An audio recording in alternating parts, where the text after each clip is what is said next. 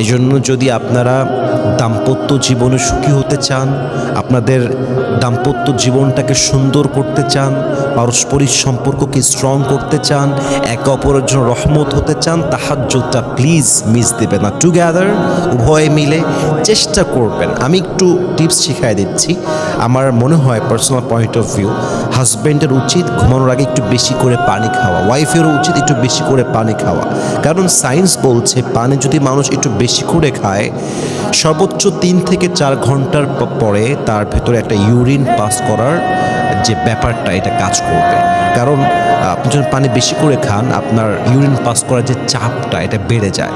তো আপনি যদি রাত 10টার সময় ঘুমিয়ে যান এবং ভয় পান যে আমার ঘুম ভাঙবে কি না, কিন্তু আপনি যদি পানি পান করে ঘুমিয়ে যান, দেখবেন যে আপনার ঘুমটা অতি দ্রুত ভেঙে যাবে। একটাই কারণ, ইউরিন পাসের চাপে আপনার ঘুমটা ভেঙে যেতে পারে।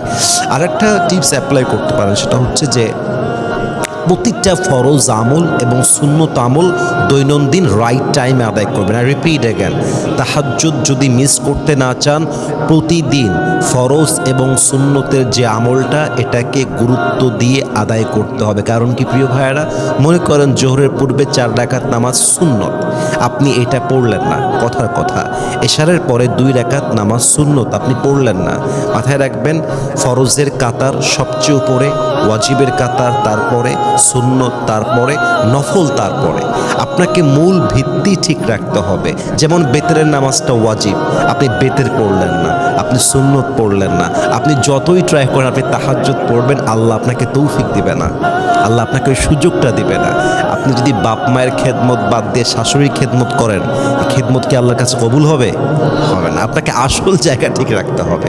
তাহলে আমরা যদি তাহাজ্জুদটা মিস করতে না চাই, আমরা চেষ্টা করব আমলে অ্যাক্টিভ হওয়া, ফরজটা পড়া, ওয়াজিবটা আদায় করা, সুন্নতটা আদায় করা। তবেই ইনশাআল্লাহ আশা রাখা যায় আমাদেরকে প্রতিনিয়ত তাহাজ্জুদের জন্য কবুল করবে একজন। বলেন সবাই, তিনি কে? আল্লাহ রাব্বুল ইজ্জাত ওয়াল জালাল যেন আমাদের সবাইকে প্রতিনিয়ত তাহাজ্জুদের জন্য কবুল করে। পড়েন সবাই আমিন।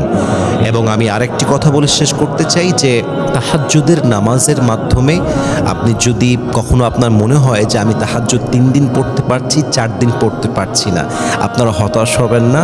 Keep trying, keep going. মানে ব্যাপারটা হচ্ছে যে সপ্তাহে 3 দিন পড়ছেন, 1 দিন মিস যাচ্ছে, ভাবছেন হায় হায় মিস গেল কেন, আমি আর পড়বো না, এরকম না।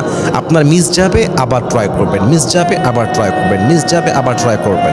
আপনি যখন ট্রাই করতে থাকবেন, keep trying and keep going যখন হবে, একটা পর্যায়ে গিয়ে কী হবে, তাহাজ্জুদের জায়নামাজে দাঁড়ানোটা আপনার জন্য দৈনন্দিন জীবনে একটা কাজ হয়ে যাবে এবং এইটা ছাড়া আপনার জীবনটা অচল হয়ে যাবে। দেখবেন যে ফরজ নামাজের প্রতি দায়িত্বশীল আচরণ করে সেই বান্দা নামাজ না পড়লে তার ভাল লাগে না। আমি আমার লাইফে ফিল করেছি। আমি খুব বড় নামাজি তা বলবো না, বাট যেহেতু বাচ্চাকাল থেকে মাদ্রাসায় পড়েছি, নামাজে অভ্যস্ত ছিলাম, নামাজ না পড়লেই খারাপ লাগে। আপনাদেরও একই অবস্থা হওয়ার কথা। নামাজ না পড়লে দেখবেন অশান্তি কাজ করে, ফজরটা মিস হয়ে গেলে দেখবেন ঘুম ভাঙলে ভিতরে একটা খিটমিট খিটমিট কাজ করে। তো আপনি যখন ফরজের মতো তাহাজ্জুদেও আসক্ত হয়ে যাবেন, দায়িত্বশীল হয়ে যাবেন, তখন দেখবেন ফরজ না পড়লে যেমন ভালো লাগে না, তাহাজ্জুদ না পড়লেও সেম ফিলিংসটা আপনার ভিতরে কাজ করবে।